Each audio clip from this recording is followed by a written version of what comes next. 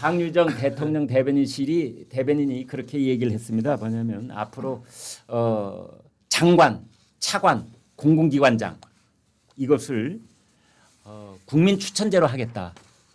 그랬습니다. 그런데 구체적인 얘기까지 했어요. 인사혁신처에 와서 추천을 해달라. 그리고 이재명 대통령의 뭐 이메일까지 또 이렇게 얘기를 하면서 거기에 또 이메일을 보내달라. 구체적인 방법 제시까지 했는데 여기에 대해서 성 의장님, 예. 일각에서는 이런 얘기를 합니다. 장관의 경우에 후보 추천은 국무총리가 제청을 하도록 우리 헌법에 명시가 되어 있는데 이게 유연적 요소가 있는 그런 캠페인 아니냐. 아니요, 이게 국민 추천제잖아요. 그러니까 국민 임명제가 아니에요. 그러니까 국민들이 추천한 사람을 반드시 임명한다는 게 아니잖아요. 그러니까 추천 예. 과정도 네. 대통령의 이메일이 아니라 국무총리의 이메일을 제시해야 되는 것 아닙니까? 대통령이라는 게 이재명 대통령께서 클릭해서 열어보지는 않으실 거 아닙니까? 그 상징적 안 열어봐요? 아니 안 열어봐요? 상징적인 얘기를 하는 거잖아요. 그래요? 상징적인 이 정부 대통령이 직접 그 추천한다는 상징적으로 얘기를 하는 거고 이 국무총리가 이제 그 여기에 이 국민 추천제를 통해서 올라온 사람들 중에 또 검증 과정을 거쳐서 그 사람들도 이제 추천 후보로서 검토를 하겠죠. 근데 그 중에서 이제 정말 괜찮은 사람이 있다면은 국무총리가 거기서 그 사람을 추천을 해가지고 과정을 할 건데, 그러니까 지금 이 국민 추천제를 뭐 국민의힘에서는 뭐 이거 인기 투표식으로 가버린다. 그래서 뭐 사실상 민주당 측 진보 진영 인사를 장관이나 뭐 기관장으로 임명하는데 뭐 정당성을 얻으려는 뭐 이런 쪽으로 안 좋게 보는 쇼라는 그렇게 말이 보는 분도 있는데 나오더라고요. 저는 이 제도를 통해서 만약에 그냥 민주당 인사, 진보 진영 인사 그 사람을 추천제를 통해서 올라왔기 때문에 임명한다? 저는 그렇게 안 할 거라고 봐요. 그리고 네. 웬만한 공공기관장들은 네네. 인사추천위원회라는 게 있고 그다음에 공모제가 다 지금 운영되고 있어요. 그러면 기존에 있는 인사추천위원회와 공모제 그건 다 지금 없던 일로 다 쓸어내버리는 겁니까? 어떻게 되는 겁니까? 또 다 뭐 쓸어버리고 그런 게 아니고요. 그러니까 그 지금도 제가 각을 좀 너무 세워서 지금도 미안합니다. 인사혁신처에 이 추천 받는 시스템이 있고 네. 거기에 한번 등록이 되면 인사혁신에서 검증한 다음에 뭐 이상이 없는 인물이라고 하면은 그 사람이 갖고 있는 전문성과 관련된 공공 자리가 나면은 기관장 자리가 나면 그 사람한테 이메일을 보낸대요. 그 사람들한테 알려준대요. 여기 너네들 우리 데이터베이스에 들어와 있는데 너네 관련된 이 공모가 지금 시작되고 있으니까 생각 있으면 응모하라는 식으로 연락을 준대요.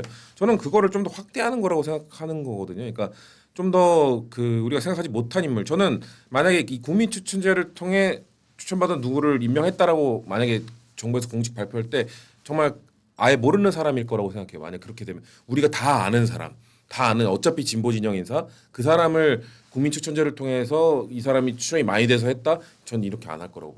그렇게 되면은 오히려 지금 우려하는 목소리가 그냥 증명되는 거니까 저는 오히려 전혀 몰랐던 사람이 이걸 통해서 추천받아서 이번에 어디에 임명하게 되었다라고 저는 그런 식의 발표가 있을 거라고 보거든요. 그렇게 되면은 사실 이 국민 주권 정보를 지금 표방하고 있기 때문에 주권자들에게 좀 더 참여할 수 있는 기회를 열어주고 정치 효능감도 높여주고 그런 차원에서 그들이 어떻게 주권을 더 행사할 수 있을까를 고민하는 차원에서 전 이걸 하는 거라고 보기 때문에 자 일주일 동안 봤잖아요. 이후에 인사를 좀 봐주십사. 거기서 정말 야 이거 봐라 이 뻔한 인사하려고 이거 그냥 이거 이용한 거네라고 될지 아니면 정말 예상 못한 사람이 이걸 통해서 정말 발굴이 돼서 될지는 전 정부가 분명 이 추천제를 통해서 이 사람 임명했다 얘기할 거라고 보거든요. 누군가는. 그래서 그거를 좀 기다려 주시고 판단하면 되지는 좋지 않을까.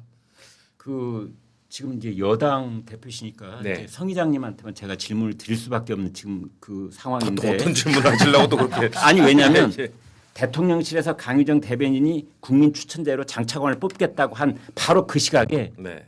대통령실은 외교부 차관 3명, 뭐 기재부 차관 몇 명, 그래서 6명의 차관 인사를 일방적으로 발표했어요. 그건 뭡니까? 그게 일방적인가요? 그거 국민 추천에 안 하는 거지. 아니 그러니까 그러면 그러니까 국민 추천은 할 거는 또 따로 있는 겁니까? 부서가? 그러니까 국민 추천을 통해서 다 그걸로 좀 시차를 두든지 한 날 말이죠. 정치적 퍼포먼스죠. 정치적 퍼포먼스. 정치적 퍼포먼스. 뭐 사실 모두가 저한테 왜 아는 그러세요? 왜냐면은요 거고. 여당이시니까. 여당이 여당은 원래 아 이렇게 그러니까, 해야 그러니까 아까 말씀드린 것처럼 전부 이걸로 다 하겠다는 게 아니고 아, 정말이에요? 아니 오늘 이미 발표가 됐잖아요. 포문을 그냥 이미 선별적으로 예. 재밌네요. 아니 그게 뭐 그러니까 발표한 전체 다음에 공공기관장이 있으면 한 10%만 그런 다음에 그럼 10%니까 쇼였다고 비판하시려는 건 아니죠? 아니 좀 아니 왜냐면은요 예. 제가 그냥 우리 다 이 얘기를 하죠. 예. 비단 이재명 정부만이 아니고 네, 네. 보수가 됐든 뭐 진보가 됐든 어떤 정부든 공모하겠다, 뭐 네. 추천받겠다 해놓고 네. 사실은 청와대에서 다 내정해놓고 나머지는 들러리 세우잖아요. 이번에는 이재명 정부는 심지어 국민들을 들러리 세우느냐 이렇게 지적할 수 있지 않습니까? 그러니까 그 국민 추천을 통해서 임명된 사람이 나오고 그게 너무 보여주기식이었다, 너무 적다라든지 아니면 뻔한 인사였다라든지 결과를 놓고 맞아. 네, 결과를 두고 평가를 해야죠.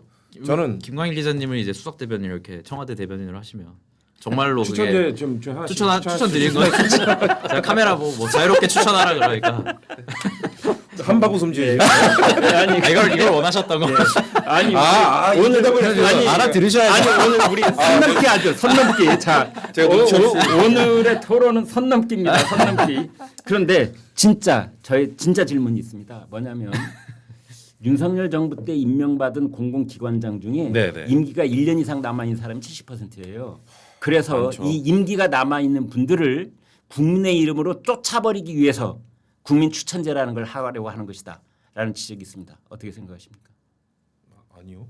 그렇게 생각하지 않는데요. 어떻게 국민들이 지금 어느 기관장에 누가 있고 그래서 그 사람 쫓아내기 위해서 이 사람 추천한다 이렇게 안 하죠. 국민의 이름으로 추천을 받은 사람이 있다라는 여론을 형성하기 시작하면은 그냥 자기 임기를 충실하게 마치려고 맘먹고 있던 어떤 공공기관장의 경우에 가시방석이지 않겠어요? 그 기관 내부 분위기도 썰렁해질 가능성이 있고. 굳이 그 국민 추천제로 그렇게 막 명분을 만들지 않아도 그분들은 늘 불편하지 않겠습니까? 뭐지 이건 대답은 뭐 사실 윤석열 정부 됐을 때 기관장으로 있던 민주당 인사들도 뭐 얼마나 불편했겠어요 그 자리가. 네. 그 왜냐면 정부 정책 방향과 맞지 않는 가치관과 이념을 갖고 있고 그럼 내부 직원들도 우리의 기관장이 아무래도 이념과 성향이 달라서 이전 정부에서 지명한 사람이기 때문에 우리 기관에 대한 뭐 서포트나 이런 것들은 좀 적지 않을까라는 우려들도 할 거고. 근데 뭐 그런 와중에도 민주당에서도 윤석열 정부 내내 임기 끝까지 채운 분들도 있고 불편해서 나간 분들도 있고. 불편한 분들은 알아서 스스로 결단해야 될 것이다. 아니요, 저 임기 지키시는 게 원칙이라고 생각합니다. 원칙이지만 또 나가야 된다고 이렇게. 임승호 대변인께요. 그 법인카드 의혹 때문에 네. 빵집에서 빵을 주로 샀다는 그것 때문에 압수수색을 또 당하고 있는 이준숙 방통위원장 어떻게 보세요? 뭐 자리 지키기 힘들지 않을까라는 생각들을 뭐 얘기들을 하더라고요. 근데 또 이분은 워낙 자기 강단이 있는 분이기 때문에 또 호락호락 뭐 내놓을 것 같지는 않은데 어떻게 보세요? 근데 뭐 저는 법인카드 의혹 이런 것도 문제지만 사실 이준숙 위원장의 임명 과정이나 굉장히 주목을 많이 받았잖아요. 네. 그런 상황에서 본인이 많이 불편하실 거예요. 그래서 본인이 과연 남은 임기를 끝까지 버텼을 때 할 수 있는 것이 있을까에 대한 고민이 있을 거고 네. 만약에 정말 전혀 다른 기조로 이렇게 계속 자리를 지키면서 본인이 할 수 있는 게 아무것도 없어지는 상황에서 네.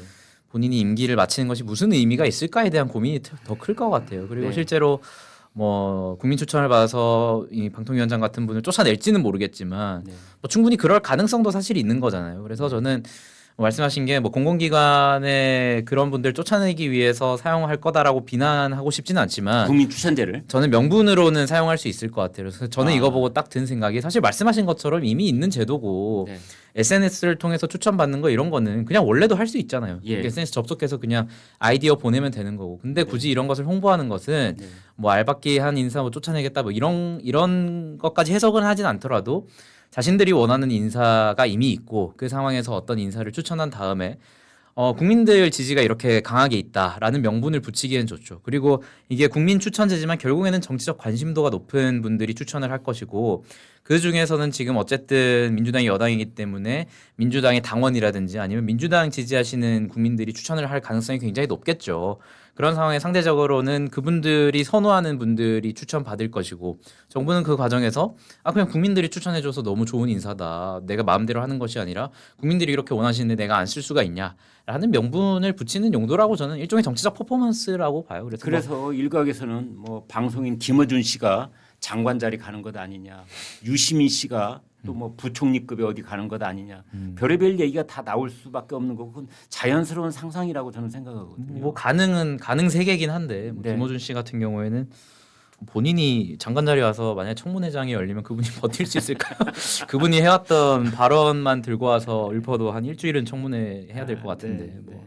그래서 최소한 어떤 민주당이 정무적 판단을 할 것이다 뭐 이런 생각은 하고 사실 김어준 씨나 유시민 작가의 경우에는 민주당이 지금처럼 관계를 유지하려고 하겠죠. 유시민 작가 같은 경우에도 뭐 설레한 씨 관련 발언이 있었을 때 민주당이 그래도 당원은 아니지 않냐. 그래서 네. 우리가 강하게 조치를 할 수 없다.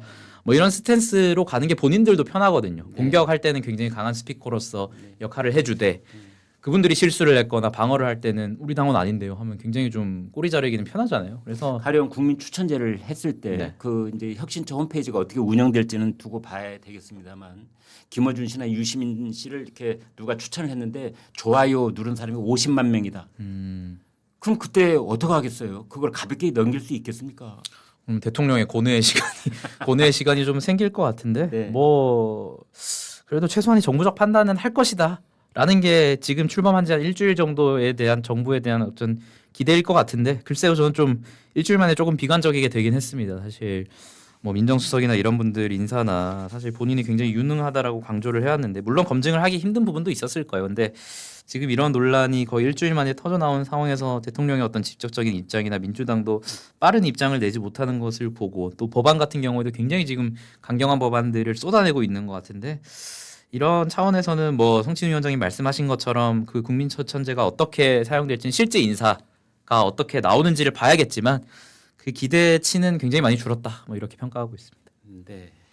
근데 그 대통령께서 경기도 법인카드 네. 1억 원이 넘는 예. 그 유용 혐의로 재판을 받고 있는데 네.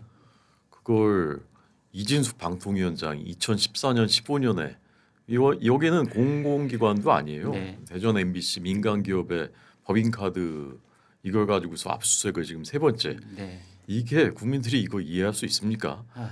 두 번째 압수수색해서 겨우 나온 게 성심당 빵집 뭐 이런 데서 샀다 이제 이런 건데 또 한 번 또 턴 거거든요. 예. 뭐가 나왔는지 모르겠는데 이거를 가지고서 결국 이제 내쫓아 버리겠다 이제 이런 건데 참 저는 방통위원장은 임기 지켜야 된다고 생각합니다. 그게 법에 맞는 거고 그리고 지금처럼 일방적으로 막 야당일 때도 방송 장악 끊임없이 하려고 했었던 그 지금 이제 정권인데 그래도 방통위원장이 버텨주는 것이 저는 의미가 있는 일이고 이렇게 이런 그 불이한 시도에 굴복하면 안 된다고 생각합니다. 예. 아무튼 뭐 여론의 향배를 살피겠다는 취지인지는 모르겠지만 이제 이재명 대통령 용산 대통령실하고 지금 민주당은 이른바 그 대법관 증언법하고 그다음에 방송 3법 이거에 대해서는 일단 홀드 보류 뭐 이런 상황인 것 같긴 합니다. 숨고르기에 들어갔다 뭐 이런 말도 있는데.